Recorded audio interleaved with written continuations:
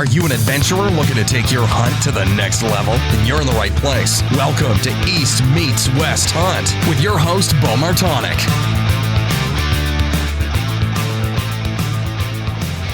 Hey everyone, welcome back to another episode of the East Meets West Hunt podcast presented by Onyx. The Onyx Hunt app is the premier hunting GPS app, turning your phone into a mobile GPS. And the great thing about it is it works without service. So no service, no problem. You can access those saved maps that you have from anywhere and locate yourself in the wild. The GPS inside your mobile device works perfectly offline, and that's even when your phone's in airplane mode. So all you have to do is save the maps when you are in service, and preferably on Wi-Fi, and have all that data on there, and you can access it from anywhere at any time. So check out onyxmaps.com and the Onyx Hunt app. If you use the coupon code EMW, that'll save yourself 20% off of the Hunt app. University of Elk Hunting. So Corey Jacobson and Elk 101 have put together the most comprehensive elk hunting learning course available. And they've done that through 17 different modules, from the beginning phases of planning the hunt all the way through learning elk behavior to elk calling, to the common struggles you deal with, how to pack out the animal, how to break it down. Everything that goes into elk hunting is in one place. You don't need to search forums and waste all this time. Everything's in one spot. And I love the course. Been using it now for 4 years. University of Elk Hunting. Check that out over at elk101.com. If you use the coupon code EastMeetsWest, that will save yourself 20% off of a 1-year subscription. Tethered. So Tethered has come out with the lightest weight saddle hunting setup available, and they've done that through really wanting to create quality gear to the saddle hunting community, because there just wasn't enough resources out there, and there was nobody really making saddle specific gear that had innovation to it, that had thought behind it, that really put the hunter and comfort into mind. So Tethered came out with the most mobile, stealthy, and also safest elevated hunting platform and gear on the planet. So if you head over to tetherednation.com, you can not only check out their products, but you can learn about saddle hunting, in which for me, when I was looking at getting into it last year, I spent a lot of time on the Tethered website and some of their links to YouTube content. Ton of great information there, and really can help you kind of learn to see if you think saddle hunting might be for you. And for me, just needing to be mobile and pack into the mountains in different places, this was an ideal setup, and I can't wait to get into my second year with it here this year. So again, head over to tetherednation.com to check that out. And I want to go over today's Mountain Buck Monday story, brought to you on Tuesday, as always. So the Mountain Buck Monday post will be over on Instagram and Facebook, where you can see the photo that goes along with this story here. So this story is from Jared Wood. So Jared said, 2019 was my first year hunting in Pennsylvania after getting out of the military. So I was starting from ground level and spending most of the preseason trying to scout areas I used to hunt and gather intel on what might be hanging around. I spent the early part of the season chasing 2 shooters on a small piece of private ground my family owns, oftentimes missing them by 30 minutes or sitting in the wrong stand as they pass in front of my camera 200 yards away. Heading to the last 2 weeks of the season, I was getting frustrated, and I knew I had to get aggressive. I decided to leave work early on Friday, November 8th, to push deep into an old clear cut I knew bucks like to relocate to as the rut kicked off, to see if I could find some hot sign. Right away, I found 2 massive rubs and knew that whatever made them would be a buck worth shooting. Unfortunately, the clear cut was at an age where there were few climbable trees, and the surrounding beech brush was so thick that shooting from the few trees available was virtually non-existent. I immediately backed out and decided to take a chance by sitting on the ground just above a community scrape coming off a bedding point, hoping to catch that big guy early the next morning. At 9:30 a.m., I hear a stick snap and catch a main beam in the brush, and that was all I needed to see. He stepped out to work the scrape, and I put a Montec right through the boiler room. This mountain monarch scored just under 135 inches and field dressed over 200 pounds. I couldn't have asked for a better deer taking my first season back in the state. It was thankful that just for once, everything worked out as it had planned. And I really strongly urge everyone to head over to the East Meets West Hunt Instagram and Facebook page to check out this photo of Jared's buck. This thing is a freaking stud and an awesome story of I guess you couldn't ask for a better big wood setup. I love everything about it. Community scrape, logging cuts, bedding points, everything in there. Just had a really, perfect scenario, perfect storm, I guess, for it. So check that out. And thanks for sending that in, Jared. If you have a mountain buck story that you want to send in, send it over to my email at beau@eastmeetswesthunt.com or shoot me a message on Instagram is probably the best way to be able to get a hold of me there. And last week, I don't know if you got to catch the last of the Mountain Buck Scouting series. It's the last episode released on scouting and hunting buck bedding. So this is all about buck bedding in hill country and steep country. And so that's the last of the series. The first one was an overview of how to navigate Onyx for hunting public land whitetails. The second one was understanding what to look for to scout online and put together a boots on the ground game plan. And the third one got into timber cuts and explaining all the different years of timber cuts, how I hunt them, how I set up on them, running trail cameras, the whole bit.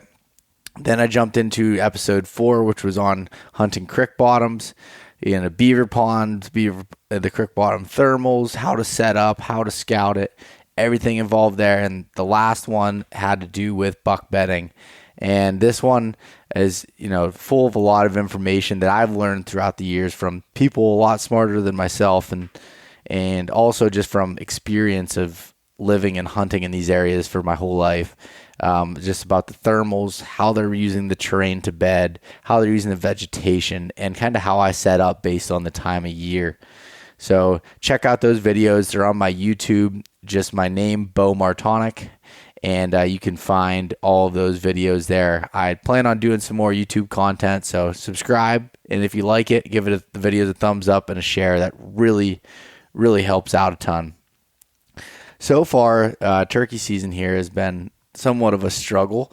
I've had more chances or I guess opportunities than I could ask for. I mean, it's been great, but I've just been getting just screwed up by other hunters. It's been crazy how many people have been in the woods, and I'm sure a lot of it correlates to everything with the coronavirus and people being off work and being able to get outside, which is great. It's just been tough. I've had some really interesting situations. Last week, I had a hunter come right up behind me and literally got like 3 feet from me as it was just getting light, and I showed him I was there, and he said sorry, and him and his kid turned around and walked away, and then just did a big loop around me, about 30 yards, and then went directly in front of me. I was set up 60 yards from this roosted gobbler. Third time I set up on this bird, and he blew it right out of the tree, walked in front of me, so one, showing his kid how to be unethical and unsportsmanlike, and two, being extremely unsafe by walking in front of me as I'm sitting there with a loaded shotgun, and him and his kid go to set up in front of me, which is absolutely just ridiculous at that point, and blew my mind. But that's how, I guess, how some people are. But anyways, then this past weekend, I had a really interesting experience I saw this coyote on this gas line about 400 yards out, and at the time I thought he was looking at a couple turkeys that were up on the very top of the gas line, but what I ended up finding out was they were decoys of other hunters. Coyote must have winded the hunter, but went in the woods, and I skirted around to try to cut off the coyote and call him in.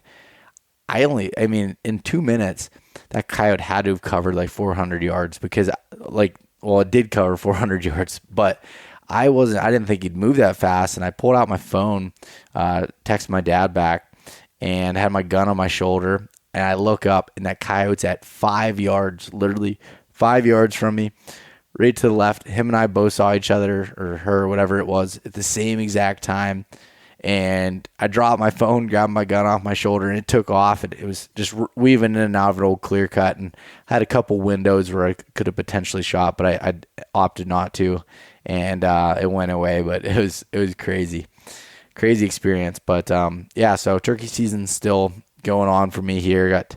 We're halfway point of the season, but I won't get a whole lot of time to hunt from here on out. I've hunted almost every single morning up to this point, but have a lot of busy stuff going on with my day job and with working on my house and doing some other stuff. So it's one of those things that turkey season doesn't really mean a whole lot to me compared to some of the whitetail season, elk season, stuff like that. So gotta prioritize things, and so that's what I'm gonna do here, and step back a little bit from turkey hunting, but still hopefully be able to get out and get a shot at one.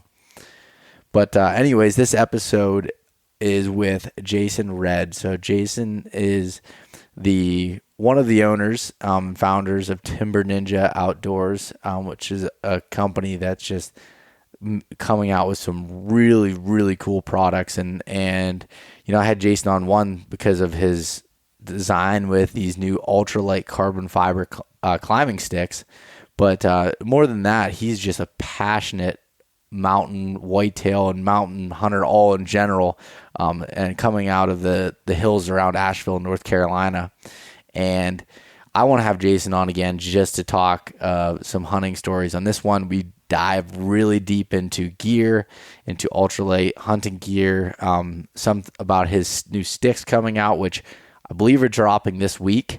So they are just absolutely incredibly light. He just, since we recorded this podcast, he took him in to get tested and had 600 pounds of weight pulling on them, and it worked flawlessly. He was able to take it all apart, put the steps back together, and they still functioned the way they should. So that's incredible, where most tree stands and some components aren't tested at all, which was mind-blowing to me when Jason shared that. But he went above and beyond to prove that these carbon fiber sticks are tough and they're the real deal. So I'm pumped to see them coming out. I'm giving them a try this year. They just the weight in general like that is just so amazing. It would be so lightweight. So if you're looking at the sticks, and I want to say off the top of my head, probably a little bit off here, but 1.4 pounds or so a piece. So you're looking at 2.8 pounds for a couple of them. You're looking under 6 pounds for all 4 sticks. Let's put it that way. 5.5 pounds, and then 3 pounds for my saddle platform.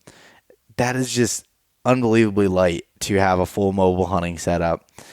So really excited to check these sticks out when they come out and put them through the ringer. But anyways, I hope that everyone enjoys this episode and is doing well. We're halfway through May here, which is crazy. Hope preparation's going good. If you got some western hunts coming up, or you're getting ready for the mountain whitetail season here this fall, whatever it might be, whatever your goals are, hope that you're staying on track with everything and keeping after it. So thanks for listening, and I hope you enjoy this one. All right, welcome back to another episode of the East Meets West Hunt podcast, and tonight I'm joined on the line by Jason Redd. What's going on, man? Doing well, man. Hope you are. Yeah, not too bad at all. As I was telling you a little bit here, it's at the end of April, or I guess, towards the end of April we're recording this, and got some snow flurries going on outside, and I'm about sick of that. Yeah. Living here in the mountains, our spring has been quite interesting too. We haven't had as much spring snow, but it's been a lot of days of mornings of high 30s, low 40s, but then days of 80s, and it's been a wild spring. But hey, it's been a wild year period, so I'm not really complaining about the weather. Yeah, and you're down in the mountains of western North Carolina there, right? Correct. Yeah, I live in Asheville, North Carolina, so the western part of North Carolina here in the mountains. Essentially, I guess some of the larger mountains east of the Mississippi. So yeah, it's a good place to live for sure. Yeah, I was down there, what was it, a few months ago, right before all this stuff with the coronavirus came around, and you helped me out with finding some places to visit and check out in the Asheville area. I'd rented a cabin down there with my girlfriend, and yeah, it's such a beautiful area. I mean, the mountains down there are huge too. Yeah, they don't really get the credit sometimes from people from out west that haven't been here. I've spent a lot of time, in mountains all over, North and Central America, and I'll have to say these mountains here, they're rough. I mean, a lot of historians, I guess, or geologists say that, the mountains, the Appalachian Mountains themselves were some of the highest points, and we have Mount Mitchell here, which is the highest point, I guess, technically east of the Mississippi, and they say, that at one time it was, higher than Everest, but it's just weathered down over, ages. But the interesting thing that we have here is just the gradient's so steep, and we have so much, so many trees and leaves that it's really challenging, in some of that steep grade to walk up. You slip a lot, and yeah, it can get pretty intense here. But we don't have altitude, like you do out west, so you don't have to really worry about that. But yeah, it's a beautiful place. You can keep yourself occupied here. We have tons of recreational activities, even outside of hunting. So it's cool. Yeah, and I always laugh about that with the East Coast. Like you said, we don't really get the credit for the the terrain and stuff. It's definitely, you're not dealing with altitude and stuff, but I'd say it's arguably more difficult in some areas to hike and to get into places, because you're not only dealing with the steepness, but you're dealing with the oak leaves and everything else that are on top of the rocks underneath or whatever, and just make it extremely slippery. You add a little bit of snow to that, and it's just like, sometimes it feels like you're taking 2 steps forward and 3 steps back. Yeah, for sure. A lot of my hunts, if we get some snow here, which we do get a lot of snow, periodically, nothing that really hangs around. If you're, some of the places I go into, you have, I start up, I have some spots I like off the Blue Ridge Parkway. I think you maybe drove down that, but it's really steep off of there, and I access off there, and you can lose 1,200 feet of elevation in a matter of like a mile and a half. So coming back out of that stuff, I packed a buck out in 18, and we'd had a big snow, and I finally was able to get up there because of the snow in my truck, and then access, and essentially you need micro spikes and hiking sticks to to do, not have happen what you were talking about, move up 3 foot, slide back 2. But yeah, it's micro spikes are definitely something to keep in your pack around here for getting out, especially if you're under a load. Yeah, that's crazy. And yeah, and it's like you said right there, 1,200 foot of elevation, gain or loss, and over a mile and a half is no joke. that's some serious country. Yeah, it's intense. Like I've ran ultras in a lot of the western states and here, and it's these will get you, man. Like just like you were saying, the leaves are a problem. Also, there's you get a little bit of moisture, and it's real rooty out here because we have so much canopy. And, like the roots are slick, and, on trails, it's just, yeah, it's a nightmare. Out west, usually, you're dealing with shale or something like that. But it's, the altitude's the thing that really kicks me when I get out there until I get really adapted, Yeah, for sure. Well, before we jump into this any further here, Jason, do you want to give a little bit of a background on yourself and kind of, why I'm talking to you here today?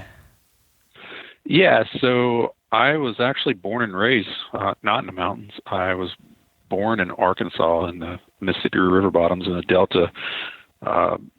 Grew up, real rural town there, not far from Memphis, Tennessee, and spent most of my life down there. Duck hunting, deer hunting, raccoon hunting. I mean, we did everything. Fished, year round. Hunting and fishing was kind of my thing, and I honestly got into sports, and I didn't stick with sports because, like football season always interrupted deer season and duck season, and I just stuck with that, and always grew up hunting public land mainly there, my family, we didn't have a lot of money or anything, so it was really the only choice we had. And we just really fell in love with that style because, we had so many places to go. And, where I actually was, we lived, we didn't have a lot of, it was a lot of just rice fields and stuff like that. So we actually had to travel to go hunt. And, just always was adventure, to me, like getting to go camp as a kid, and deer camp and all these things was always really cool. Squirrel camp, we actually used to go to squirrel camp, which is a thing in some areas, and, turkey hunting, duck hunting. But, moved from there to Tennessee, to Western Tennessee, not far, but, kind of continued doing the same thing, and had my mom remarried and had some relatives through marriage that were just, in my opinion, probably some of the best woodsmen I've ever met. Actually taught me a ton about deer hunting, to a different degree, and, turkey hunting especially. They were probably some of the best turkey hunters I've ever met in my life. Actually were the first people to teach me to wear tennis shoes to turkey hunt. And, we had to cross a lot of sloughs and stuff in the river bottoms down there, so you're going to get wet regardless, so you might as well be in tennis shoes where you can be quiet walking. But, I lived there until I was about 28, and had a like a professional job per se, and actually they relocated me to the mountains of western North Carolina, and that's actually our son. He's 11 years old now, and that he pretty much, we moved here when he was 6 months old, and moving out here, I really gained an appreciation for the mountains. Well, let me back up. Through a lot of that period, I also got into racing bicycles, road bicycle, like Lance Armstrong style stuff, and spent a lot of time traveling the country, racing, doing that. Got fit and kind of really developed another hobby. I still hunted in the off season of cycling, but didn't take it as serious then, and then also that progressed into ultra running, and did that for a long time. Still do. I don't race anymore, but I do a lot of ultra running. But anyway, moved to the mountains and really found appreciation for living in the mountains, and took on a few other hobbies and got a lot more serious about hunting again once I moved here. And also, found rock climbing and traveled around the country and climbing mountains with buddies, and and in the winters I was hunting, and and then just pretty much my whole life revolves around spending time outdoors, chasing adventures. And fast forward today, I've been back hunting extremely hard for at least the last 11 years, and but the thing that I learned from doing all these like adventures and stuff like that was that I wanted to make my hunting style adventurous. And fortunately, if you're in the mountains, we can do that. Most of my hunts here, we have tons of backcountry. I mean, we have Pisgah National Forest, which is like 275,000 acres. So, it's essentially an outdoorsman's playground. And for a hunter, you have tons of, public land at your fingertips that you can get away from people. And, so, I just continued to travel, hunt. I hunt a lot of different states. I was telling you earlier, I hunt Ohio, Kentucky some, West Virginia, North Carolina, and recently started hunting the swamps of South Carolina. And, and through all that, started seeing things that, with my systems and stuff like that, as far as being efficient as a mobile backcountry hunter, and led me to the endeavor that I'm currently in, which is Timber Ninja Outdoors. It's, essentially a mobile hunting company. We're starting out with just carbon fiber sticks, and we have some other products in the pipeline, tree stand, a few other things that we'll be releasing this year if everything keeps going the way it is, before the hunting season. So. Yeah, well, that's super intriguing to me. I mean, when I first, I don't even know how I came across your Instagram page, but it was, there's your sticks were the first thing, obviously, which is your product that you're coming out with that sounds like sooner than others, but that caught my eye because they're carbon fiber. But not only that, but just like your page is filled with, mountain hunting stuff in North Carolina. And I felt like there was like a strong connection to a lot of the things that, I'm doing, and a lot of the people that listen to this podcast are doing, and just that, adventure style that you kind of get from what you typically get, I guess, from Western hunts, and not as much, I guess, known for in the East, but in reality, throughout the Appalachian region is just as wild and has just as many opportunities for, those backcountry endeavors like you were stating there. So with that being said, dive a little bit more into these sticks that you're coming out with, because they are definitely, their own in this field, that's for sure. Yeah, so that was the first product that I determined, and a little bit of back history on that. Like the whole sticks, like I never had any really intentions of starting a company. I have two companies I operate now, and I really didn't feel like throwing a new one on top of that. But I felt like I needed the product that we were dealing with and I was using needed some improvement. And weight was one thing, packability was another thing that I ran into. Like, a lot of my hunts, I use a frame style backpack. Really, I pretty much carry a frame style backpack on every hunt I go on. Like, it's kind of became a part of my kit that just never leaves. And, the problem I was running into, years ago was all the sticks, were accommodating and getting you higher. So they're always pretty long. And, I think a lot of people weren't really backpacking with sticks back then. So like the stacking feature wasn't that important, like they all kind of stack, but not really good. They would, you bump them, they would crumble in your hand, even though they had a strap on them, you know what I mean? And, the longer sticks also, you put them on your pack, you're walking through the woods, they were getting hung up in, branches and briars and things like that. And here in the mountains, we have a lot of laurel and rhododendron, which is a very woody type, tree plant essentially. And you get hung up in those things, like you pretty much got to take your pack off or back up, or back up and get out of them. So, I just started looking into like what could I do for myself to make it more efficient for me to move through the woods and, be very stealthy. I mean, that was like number one. Also, obviously weight, how could I make this product lighter for myself? And I had a lot of experience with carbon fiber just because when I started racing bicycles, it was really during that transition of going from road bikes and, and even mountain bikes, we're going from being made out of aluminum and other alloys to going to carbon fiber. And I've talked about this before, but, people just don't understand the amount of power like a high level athlete's able to put into, the components on that bike, into the structure and integrity of that frame.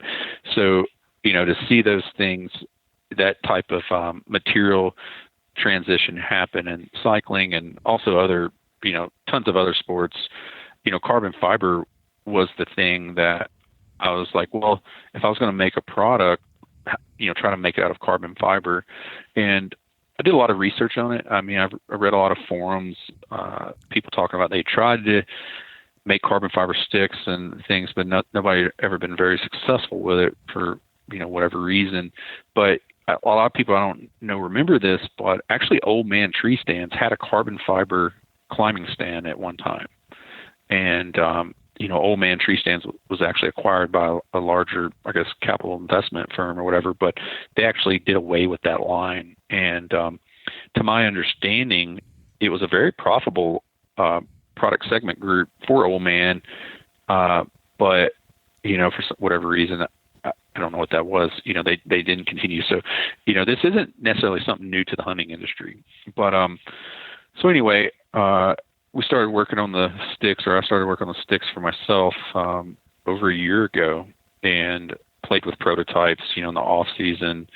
And then I had a lot of failures, to be honest with you. Like, it's not as simple as people think. You can't just go drill a hole into carbon fiber tube and slap steps and setbacks on it and you're good to go. Like, you have to treat it properly. And there's some things I learned, and it's definitely not a very economical learning process. So I actually consulted, I have a customer through my day job that is a Department of Defense contractor. He makes carbon fiber parts for helicopters and, other type of, DoD type products. And I talked to him about doing it, and he was really interested, and he actually gave me a lot of guidance and got me going down the path of doing it myself, because essentially, his hourly rate for what they do at their facility just wouldn't make sense of being able to bring something to market. So he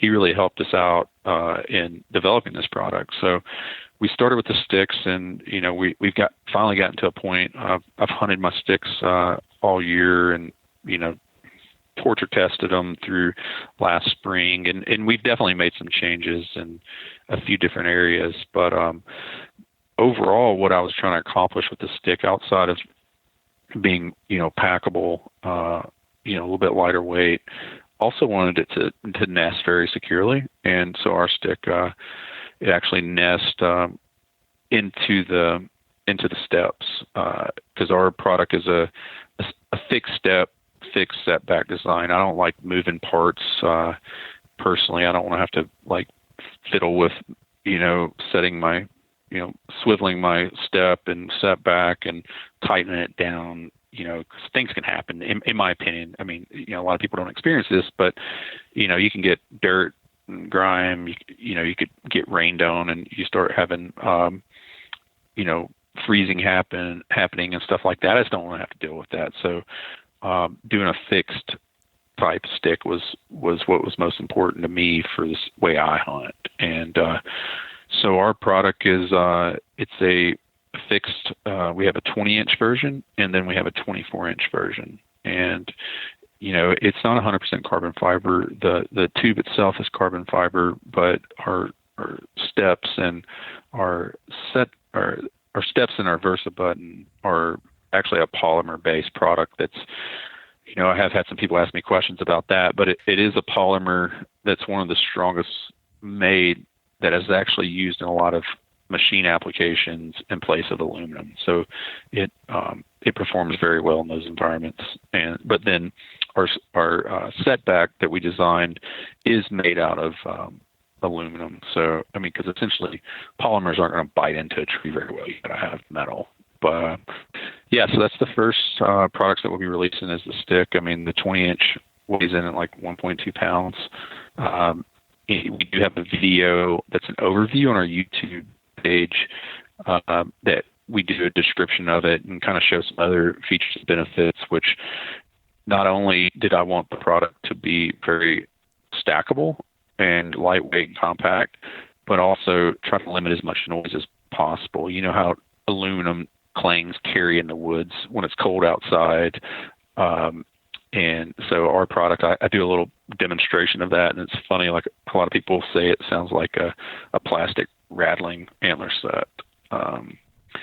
And beyond that, the thermal advantages of carbon fiber are pretty superior to, like, how, like I'm sure you walk and pack in and it gets colder in PA than it does down here. Your fingers get cold and you get to, do your setup, and you take your glove off if that's the way you do it, or even if you're wearing thin gloves for better dexterity, like, aluminum gets cold really quick.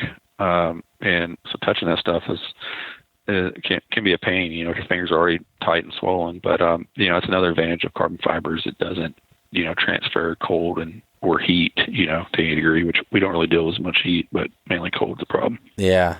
It's funny you say that about with the aluminum being so cold. That's the same thing like with my bow, my grip is mostly aluminum there. So what I had to do was I took like a medical wrap and wrapped around it at first to add a little bit of like an insulation, and then wrapped it with hockey tape because, like I wear thin gloves, and that would get super cold when you're sitting in a tree stand all day. And the same thing, nothing is worse than coming down and grabbing a hold of your sticks and trying to put them, pack them back up as you're going down the tree, and your hands are freezing cold by grabbing onto them. I can see where that would be an advantage for sure. Yeah, it is. I mean, you think, especially guys that hunt in the Midwest, like I hunt Ohio a pretty good bit, and I've been out there and, like the late January hunts, and, you're negative single digits. I mean, that's, those little bits of improvement, can help your overall success, like, I wouldn't say that was intentional, it was just something that kind of came to present itself after we started developing it, and I started using them. I was like, hey, like my hands don't get colder, when I, or it doesn't feel as cold when I'm touching these, when I'm setting them up on a cold day. So cool. I mean, there's a lot of things that, carbon fiber brings, and ultimately, I just hope this changes the way of thinking. I mean, a lot of the products we use today are essentially renditions of the same stuff. I mean, everybody's using pretty much the same alloys. They're just doing certain, different things to it. You know what I mean? So hopefully, if anything, this, creates more people to start getting more innovative and using different types of materials. Because there's a lot of, man-made materials out there that definitely, do as good or better job than, alloys for sure. Yeah, I love that you're pulling things from different industries, stuff you learned in cycling and some other stuff there. It's funny because, I mean, usually on most things, it seems like the hunting industry is behind other industries and some sort of technologies and engineering. I mean, even when you look at how long it took for people to really grasp onto the like technical clothing, basically, a lot of the technical clothing companies like Sitka and the others have taken a lot of that technology that's been around, and then just kind of adapted it to hunting now. But, it came from other industries and other, outdoor endeavors that had been, a little bit further ahead with that. And, if you're just looking in your own circle, it's easy to get kind of caught up in thinking that, you're maxed out in a certain way, where if you kind of reach out and open your mind up a little bit to different ideas, it's pretty amazing that what you can come up with. Yeah. I mean, speaking of clothing, like you look at like for us to stay warm, I mean, let's even say 10 years ago in the hunting industry, how much pack space that took. If you like for me, I have to go in light, essentially I've talked about this in some videos I've done on our YouTube page about going in like hunting backcountry. If you start your hike off and you're not cold a little bit, you're overdressed, right? So you have to have your layering system. And I honestly, I learned a lot about layering systems from, mountaineering and rock climbing and doing other things outdoors. Like all these, mountaineering companies have been doing this stuff for ages, right? It's just, it's almost comical that the hunting industry didn't pick up on it sooner. You know what I mean? Like, nowadays I pretty much just wear, down, with some base layer materials, but down is like my main insulator. And then, even now there's down with a lot better shells on it that you don't even need a windbreaker, or rain barrier, or even the treated down, you know what I mean? And then you have all these new synthetics. Clothing, hunting, all hunting equipment's just has made a huge jump. And I would say, the last 5 years, if not even less, every year it just keeps making better strides. So it's cool. I hope we can become a part of that and maybe a trendsetter. And, even beyond that, like you were saying, from the engineering and everything perspective, also from the safety perspective, there's third-party testing on tree stands and other what I call at-height products is not mandatory, which is kind of it baffles me a little bit because my main business, I'm in the safety and industrial world, and I train, teach, and sell fall protection. Is one of the companies I represent. And, everything we do in the industrial sector has to be third-party tested, especially, at height, even gloves, for cut-resistant gloves, safety glasses, everything has to be third-party. So I hope over time we start to see that in the hunting industry, Yeah. So, we definitely have rooms for improvement. And, if we're able to, gain some traction with products, I would definitely love to help in that as well. It's funny you say that. That's in my day job. I'm an environmental and safety engineer, so that's part of my daily work too. Is seeing that, and definitely it's crazy to hear that some of those products there's no regulations on having that third party testing, which kind of blows my mind a little bit, and kind of was leading to a question that I had. And I'm sure that you've gotten this already, but like with your products being made out of carbon fiber, what you're doing to test that and make sure that the strength is the same as that of aluminum, if not better. I'm not sure of that. Have you done certain testing within that? Yeah, we've done our own testing, but I actually am taking it next week to be tested in a TMA lab. Just, for full disclosure, us as a company at this time, we don't really have any intentions of joining TMA, but I do feel that the standards that they test their products are pretty good. Like they are a lot of ANSI accredited type tests. So I'm actually taking those there next week. They've passed all the weight load tests that we've done, in-house, like, let's call it garage torture test, but I want the third party testing before I really start selling to people, which we're at that point now, and we've got everything dialed.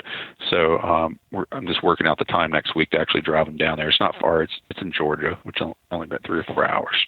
Oh, okay. That's not too bad. And so another thing you mentioned with these sticks is being shorter, the 20 to 24 inch length.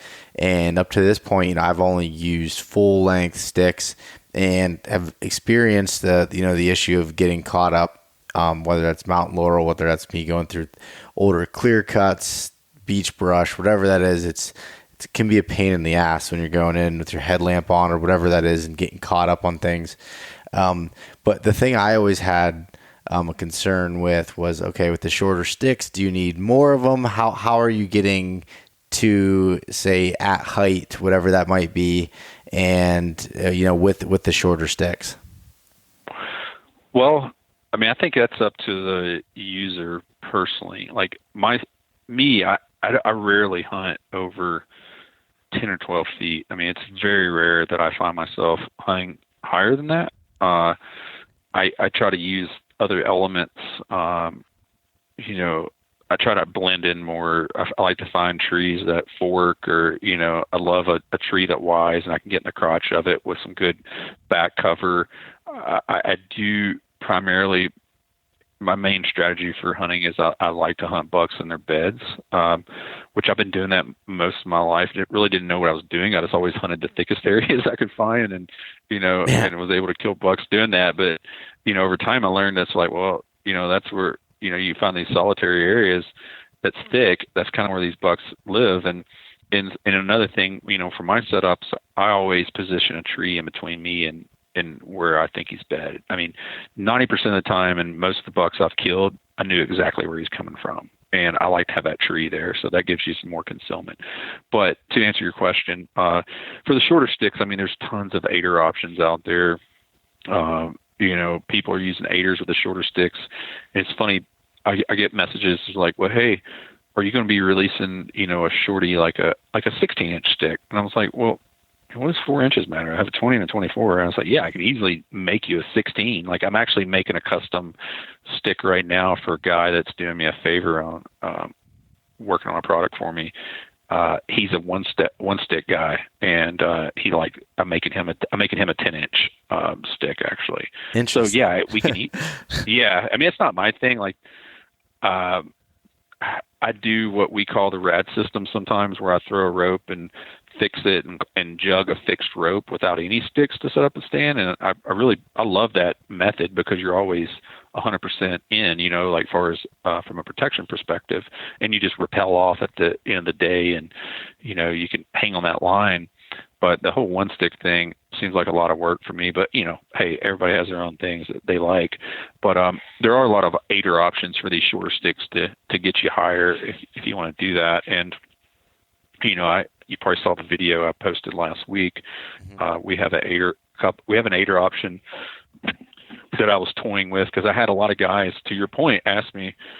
A lot of people are going to the short sticks, right? But a lot of people are using aiders, and they're like, "Hey, how can we accommodate an aider in your sticks?" And guys asked me if I could drill holes in the steps where they could, run am steel type aiders. And the thing I don't like about the soft type aiders like that, and I just know this from using aiders for rock climbing, when you're jugging up a wall, like if it's on a fixed line or something like that, is it's hard to find your footing in there, especially in the dark, right? And so I just got to thinking, like, how can we do something that would be kind of cool and compact to kind of fit our model of the products that we're making, and the thing I just released the other day I was showing was an option that we're looking at where you use it's a retracting type cable. So essentially with that design, we were able to get 35 inches out of a 20-inch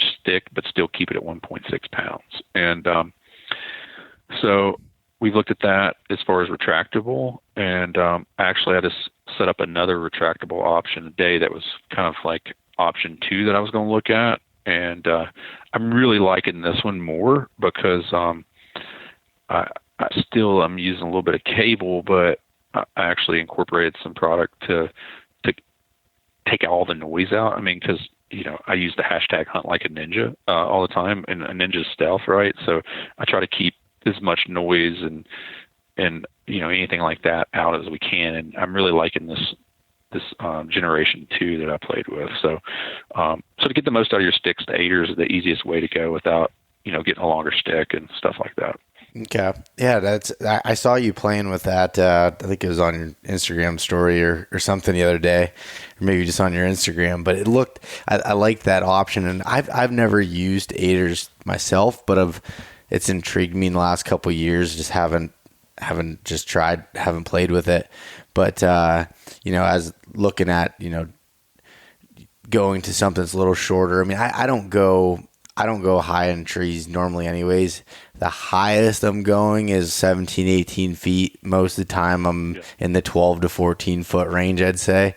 And the same thing, like what you do, I look for funky trees and kind of just mess around and climb in them. I like, if I find a good hemlock tree that I can use a couple sticks and climb branches or whatever, whatever it takes to do that. I'd rather do that than climb 30 feet up in a straight oak tree if possible.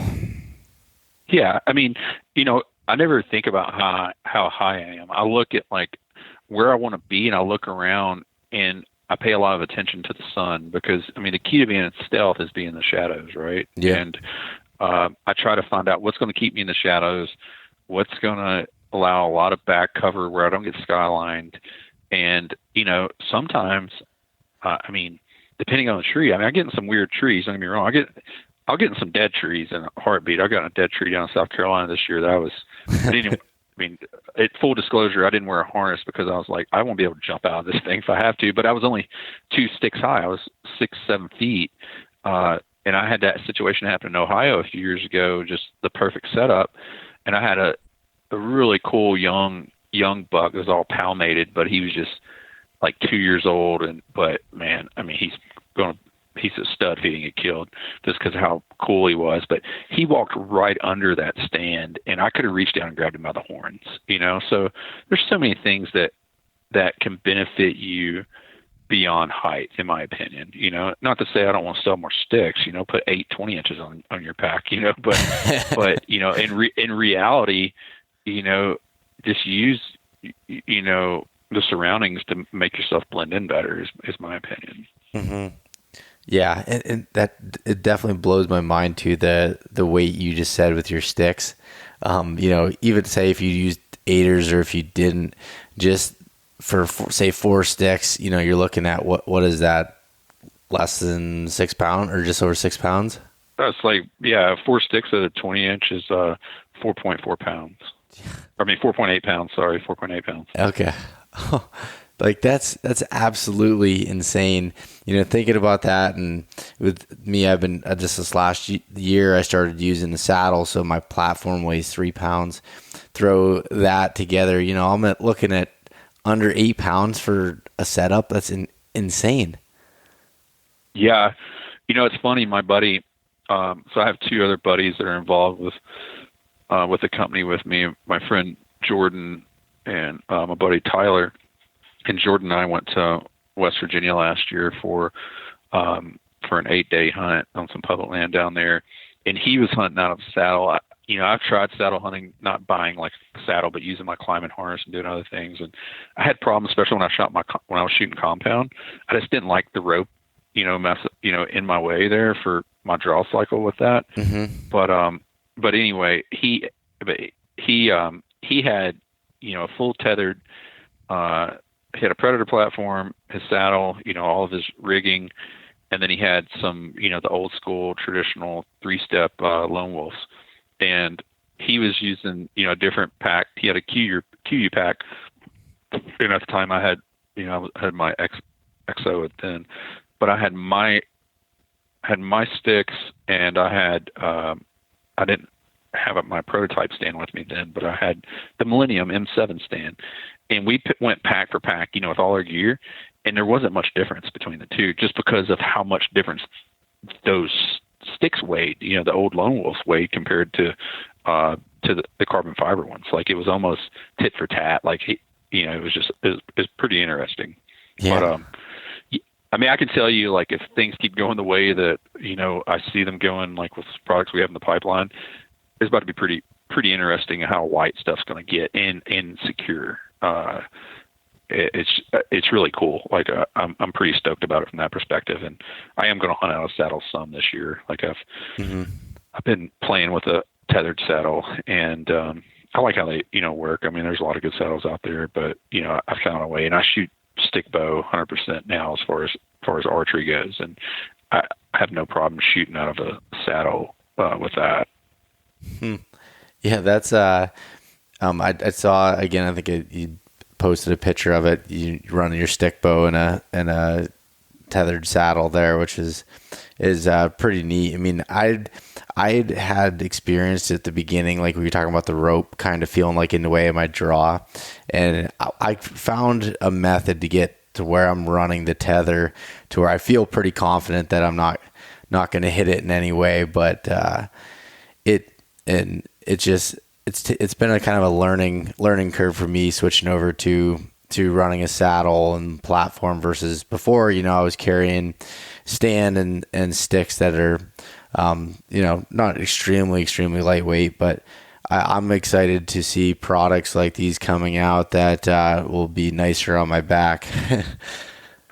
Oh yeah. I mean, that and just like how they set in your frame. I mean, I think you and I talked about, and I know I've seen pictures of how you do it. I mean, it's similar to me, like how you pack your stand and stuff in, and that's another thing. Like a lot of these stands are just not compact. Everything for me, I want my whole kit to fit in my torso. You know what I mean? Like I want my pack to be the biggest portion of what's behind me when I try to maneuver through stuff, and weight plays a big factor, obviously, but it's not as much, like people get hung up on weight, and I learned this racing bikes. You always hear people talking about wanting the lightest bike, but they were, let's say 20% body fat. It's like, well, heck, you could just cut down on your diet, save a lot of money instead of buying, a bike that weighs a lot less. Like there's so many ways you can lose weight in your system, but compactness and packability is highly important to me. Like, a lot of these stands you see, like the seat post and everything sticking way above your head, when you're even packing it in your frame pack, which, I think that's what a lot of guys like about saddle hunting, and it's fun, man. I don't know I've hung around in climbing harnesses a lot, working routes on, big wall climbing and stuff like that. Not really big wall, but like longer, full day routes or whatever. And, it's okay, but like, I don't, have you sat all day in a saddle? Like, a lot of my hunts, like if I'm on a rut trip or whatever, I hunt daylight to dark or before daylight to dark. And, I don't move position that much. Like, is it comfortable to you to sit that long? I found that it's not any less comfortable than a tree stand. And that's fair. Yeah. This past year, I mean, I'm not going to say it's like, sitting in a recliner all day or anything, but it by being able to adjust the position of your tether, and then I wear knee pads. So like I can rest against my knees against a tree, kind of in a sitting position. I can stand up. I have different positions I can be in that allow me to adjust throughout the day.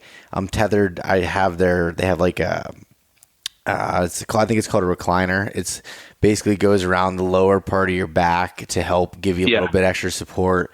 And like those things, it took me a few days to get it figured out. But this past year, I think it was 6 straight days I sat dark to dark, and I was in the same tree from morning till dark, and I felt good with it.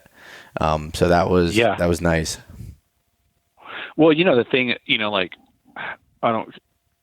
maybe people are tougher than I am or whatever, but after a few days of sitting all day, like you're going to catch a nod, through the day. And the one thing I noticed about even from climbing, you have that rope that's under tension in front of you. You can put your hands on the rope and kind of just put your head down a little bit. Yeah. Like, and you don't have that fear of like, in a lock on, you try to take a nod, you feel like you will roll out of that thing. You know what I mean? Yeah. So, I do feel like there's a safety advantage to sleeping in a stand with the saddle system. Yeah. Sure. It's funny you say that, because when I was first trying to figure out how to sleep in a saddle, like I knew that there was no way of me falling out because I was in there, but it still felt like just weird. But then I eventually got a pretty good position that, I had my hands across the top of the tether where it connected there to the bridge, and just had my head tucked into it and kind of my knees either into the tree or wrapped around it. And if someone walked by and saw me up there, they would just laugh. But to me, it was really comfortable. Yeah. They'd probably make fun of you wearing knee pads anyway. That's true too. Yeah. I can hear the jokes Jordan, already. Dude, my buddy Jordan, because I like to joke around, and I gave a lot of my buddies a bunch of crap for being saddle hunters anyway, just to have fun. Yeah. And I told him, I was like, dude, he trains jiu-jitsu with me. We go to the same school, and we were talking about, going on our hunt and stuff. And I was like, dude, I am not allowing you to wear those knee pads walking in with me anywhere. Like, you gotta leave knee pads at home. Just like that's the limit there. But it's beneficial, I guess, to keep your knees hitting. Yeah, it's funny. And the thing is, put them on the tree though. Well, until I started using them, I'd be the same way, as making fun of people that would be using it or making fun of my buddies and stuff. And it was funny when the first trip I started using them or trying them was just this last November. And Chris Derrick from Sitka was out in Pennsylvania with me. We were testing some new gear, a new pack that's releasing for mobile hunting, and he was using a saddle for the first time, and I was still relatively new to it, so he went to one of the stores and just bought a ton of different knee pads, like everything they had for roofing and things, and trying to figure out what was the quietest and most comfortable. It was really funny to see. It even got weirder when I was wearing 2 different ones up in the tree, trying to figure out what was right. But don't they? But like with say the Sitka, like with the Apex pant, doesn't it have knee pads in it? It does, and they work fine, but the problem is I can see that the material wearing away over time by rubbing up against the trees. Gotcha. I think that because it's not meant for durability in that. And even like my Timberline pants, which are like my favorite pants from Sitka, they're reinforced on the knees, but still that's what I ran for the first half of the season. It was fine, but I could just see where it would wear away over time. So I just put external ones on. And yeah. I don't know. I'd thought about running even like a pad, like taking a pad and like wrapping it around the tree instead of wearing knee pads, like just to have some sort of a cushion there. But I don't know. Yeah, there's I don't know if you follow him on Instagram. There's a gentleman, Western Binds. Have you heard of them? No. He makes like this, he makes a trad bow sling where it protects your limbs, and he's also making compound bow slings. But he made this glassing pad, which I bought one from him. It's like a heavy Cordura type pad. I was going to use it for turkey hunting, but honestly, I had this conversation the other day. I use a pack, and I went back to using my Crazy Creek camp chair just because it had the back support and everything where I can adjust it depending on the tree to get lower.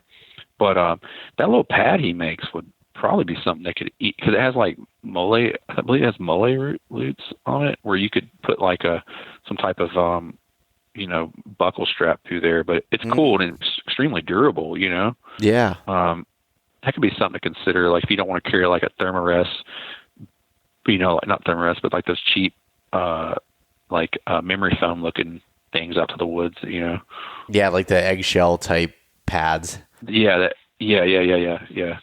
I don't know. Like I said, I gave people a lot of my buddies crap about saddle hunting because it became, my opinion for a while, it was like CrossFit of the hunting woods, and it's just fun. Like I'm like having fun. But my buddy Jordan came and helped me pack that buck out that I killed in 18, and it was ways back there. And he's like, "Where's your setup? Where'd you shoot him from?" And I showed him. He's like, "Okay."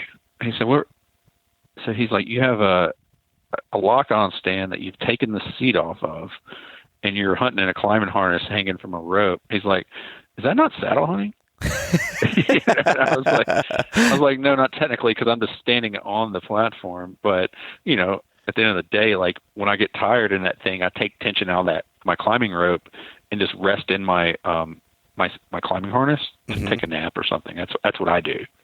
Okay. But yeah, like we can all say we do something one way, but at the end of the day, it technically is the other. So there's no reason to make fun, but yeah, it's all good. No, it's all in good humor. It's all fun. Like you said, I the trendiness of it at the beginning turned me off from it, and it's probably what took me so long to get into trying it. And then I just kept like seeing more about it. I'm like, man, that would be super nice to have that lightweight. And I think I decided I was going to try it after it was the 2018 season. I had hunted more days than I ever had, and I was just sick of every single morning hauling in all my stuff and coming back out and doing just like every night. It just was wearing on me. I'm like, I need something a little bit lighter to give a shot here. Yeah, or just less fidgeting, and like I'm not trying to discredit lock-on stands. I mean, I'm looking at a lock-on stand right now that I made, and but I will say, if you go on these long hunts, like when I do some of my longer whitetail hunts, 9, 10 days, and if you're mobile hunting, like I like to move a lot. I have this thing, I don't like burning a spot out or whatever, and just keep moving deeper is what I like to do. If I know if it's a new piece of land that I haven't been in much, I try to keep penetrating into the sign deeper until I find what I'm looking for. It gets old setting that stand up every day, I will have to admit. And so there is a beauty of, especially if you have pretty good rope handling skills, like just climbing up the steps and slapping a rope around a tree, a tether, whatever you want to call it, and just leaning back and you're good to go, especially like I've hung out on my stick, with a saddle, and I could do that easily for, half a day, and there's so many other little micro platforms that are out now that I think are pretty cool. And then you have, the ones like the Predator that, they're a decent little size that you can get up there and stretch your legs for a little bit and kind of change the orientation. And, it is neat, man. Like, I think you always have to have as many different tools in your tool bag to be successful. And you can't just limit yourself and say, I'm just this or that. because I mean, there's still a place for climbing stands, in my opinion, because you can get up there. Like the best naps I've ever had in my life are in a climbing stand. Oh, most comfortable. Those are by far the most comfortable stands you can be in. Yeah. Not very. At least the ones I was using, never very compact. No.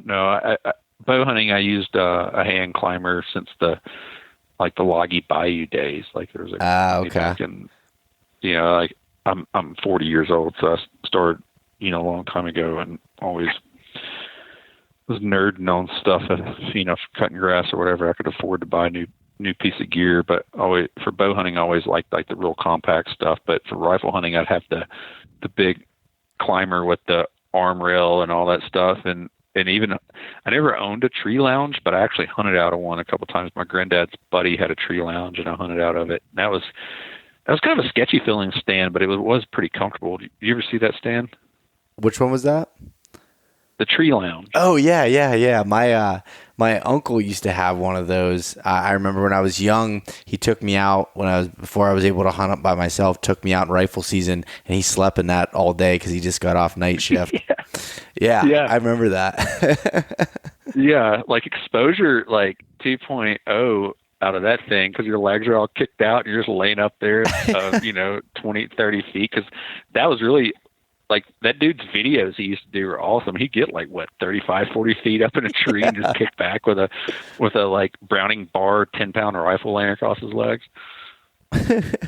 Yeah, that's so funny. And like the climber I used to use, I had some old steel one for a while that weighed a ton, and then the one I still have and use is an API aluminum one that it's an older stand, but it's light, and light for what it is. It just made a ton of noise putting it together, and then climbing the cherry trees around here sounded like everything in the woods. You're not hunting beds with that. No, Let's put it man, that way. We've come such a long way. It's really cool, and it's fun. And if you're a gear junkie, now's the time to be hunting. There's so many things out there for you.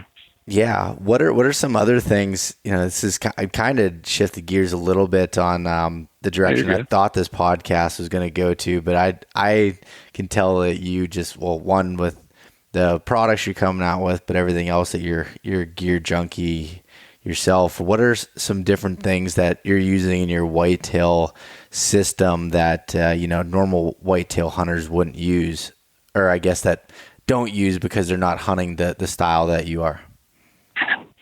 I mean, outside of the stand and stuff, I use a frame pack. I think that's a thing that a lot more people could utilize more, even for, not hunting as deep as some of us go.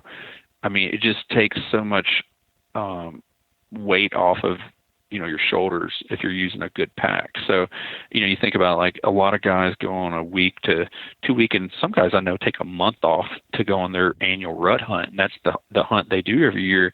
And even if you're going, let's say a half mile back, and you're doing it every day, twice a day, depending on, if you're all day hunter, or if you're a morning and afternoon hunter, you're going 4 times a day, and you're mobile hunting, you're packing that load.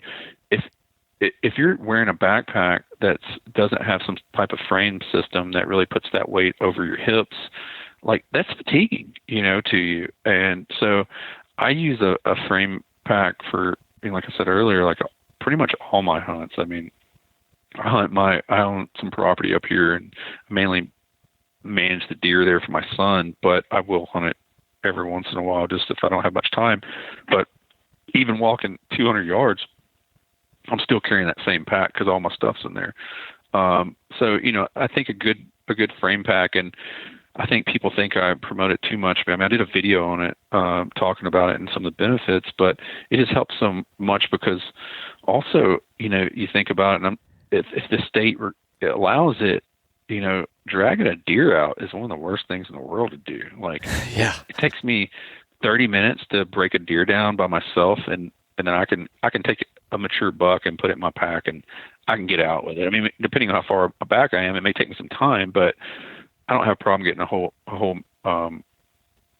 whitetail out of the woods. So, that frame pack really comes into play there if you can break your deer down in the backcountry, and I think even in some of the states that have been against that are getting a little more proactive with it, just because some of the CWD stuff is what I've heard. Like, I'm not as in tune with that, but I have heard people talk about that.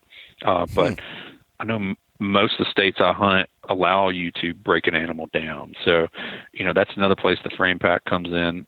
As far as, other things I do, I change my boots up. I've ran for so long, I have really strong ankles.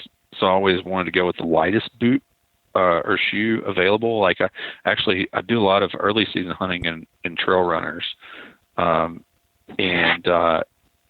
then I was always just going to like a lighter weight, like, hiker boot.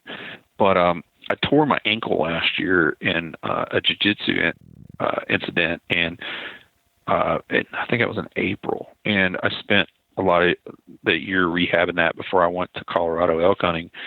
And so I ended up buying a mountaineer boot just for the extra stability to get me, just in case I needed it, because I was still having some imbalance issues, like if weight transitioned a little bit on that, even though I did a lot of work strengthening it, like I was having some imbalance issues.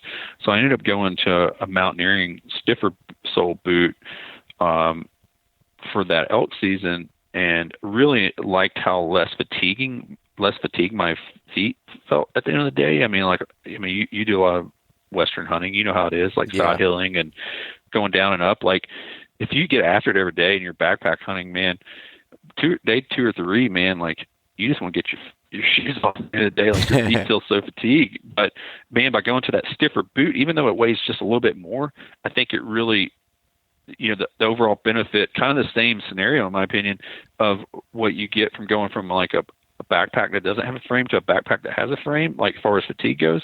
I think it played a big part in that with my shoe too. So I ended up whitetail hunting the whole season with that stiffer mountaineer style boot. And I'm a big fan of La Sportiva.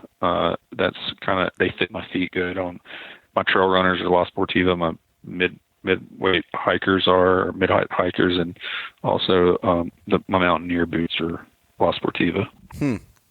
Yeah, that makes sense. And I wish I had, I don't know if there's something I can train with or whatever, but my ankles seem weak all the time. Even when I run or do whatever, like they always give out. So I've been a fan of the stiffer kind of boot for a little while now. I have a pair of Loas, the Tibets that I've worn that are more like a mountaineering style, and then also I got a pair a few years ago of Crispies that they're kind of a mixture. They're stiffer than a normal hunting boot, than a normal leather hunting boot, but not full mountaineering style, and they have a little bit of insulation to them. So I really like those for like your November style hunts. Your feet aren't sweating like crazy getting in, but also you have the I guess agility and stuff of a hiking boot within it. Yeah, that's well, I'll tell you one little, I'm not gonna say pro tip, but I have a buddy that's a physical therapist that does a lot of work on me, and when I tore my ankle up, the one thing he suggested to me was to start jumping rope. And I never really jumped rope much, except when I did some kickboxing, and we always jump rope in, like Muay Thai class, and I sucked at it. But I made it a goal because he's like, jump roping will rehab your ankle better than anything. And I started doing it, and it became a game, because like jump roping, if you haven't ever done it, it's not easy. You have to get the repetitions right, and it's pretty fatiguing. But I jump rope now probably anywhere from 5 to 10 minutes a day. Like I incorporate into my workout. That will strengthen your ankles and your calves. Like they make you bomb proof, honestly, in my opinion. Really? Oh man, it's crazy. And then it becomes fun, because like you can start doing, like skipping and stuff like that. But, I guess another thing I do add to my kit that a lot of people don't, I don't like wearing insulated boots. My feet sweat pretty bad. I kind of quit wearing Gore-Tex for most of my boots because like they really don't allow my feet to breathe that well, and they end up sweating worse. So I like a really good quality leather, like my mountaineering boots are, and there's good synthetics out there too. But I like a good quality leather. But one thing I do carry when it gets really cold is over boots. I have a buddy of mine was in special forces, and he hooked us up with some over boots, and those work out pretty good, man. Like they're just insulated. These are actually made by Outdoor Research, which they actually don't make, and I guess to civilians or whatever. But they're like a Cordura based outer. With they have this foam liner in them, so what that foam does, it blocks the wind and keeps all that heat inside your boot. I mean, inside that booty, and you just slip them over your boots when you get in the stand. I mean, there's a few companies out there that make something similar. The only thing I found close that I'd like to try if these wear out is Western Mountaineering makes a really cool down booty, and if it gets really really cold, I'll throw a hand warmer inside that booty, in between the booty and my boot, and it like traps all that hand warmer heat inside there. Mm-hmm. So that's one thing I do as well. Well, and what's so I was hoping you were going to tell me a name of a brand that you could purchase, because I've been using booties as well, but mine are from a company called Hot Mox that's been out of business since like 2013. And they're basically like a slipper, like you said, an over boot that goes in. I shove a body warmer inside each one of them on the top, and I get in. Once I get in my stand, I put them on, and they were great for me for years now, until I started running the saddle, and I'm constantly kind of going around the outside of that stand that has some grip to it, and it's not durable on the bottom. It's some, I don't even know. It's like some really thin rubber material that's just shredded. I mean, there's holes going through them now, and that's where I'm kind of trying to figure out what options. I've seen those Arctic Shield ones, and they're just big and bulky. I don't know what the answer is there, but I need to figure something out. Yeah, I mean, Western Mountaineering makes really good gear. Theirs are made for a different application. I mean, mainly what they make theirs for is for mountaineers that are, camped up, 30,000 feet or whatever, 27,000 feet, for when they're sleeping in their tents at night.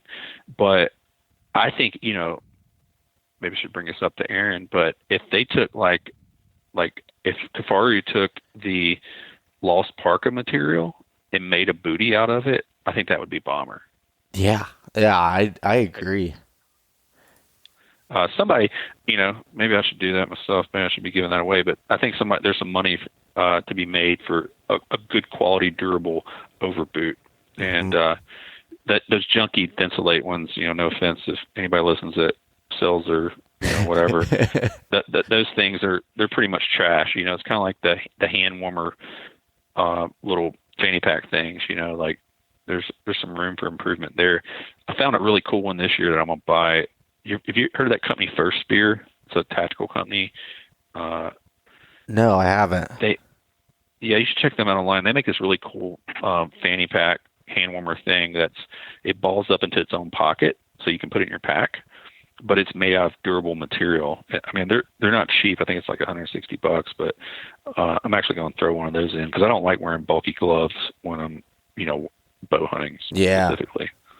Huh. And it's funny you were saying about like the booty thing. That was something I brought up to the guys at Sitka a while ago. Actually, another friend of mine came up with the idea. He's like, why aren't they, coming up with something like that? And I'm like, no companies are doing it. I'm like, that would be such a, I don't know. I think maybe I'm narrow-minded, seeing that I'm in the space that I'm in, with mobile hunting and the Appalachian mountains and stuff. And I know that's not the majority of hunters, but I just think there'd be a lot of people that could really benefit from that.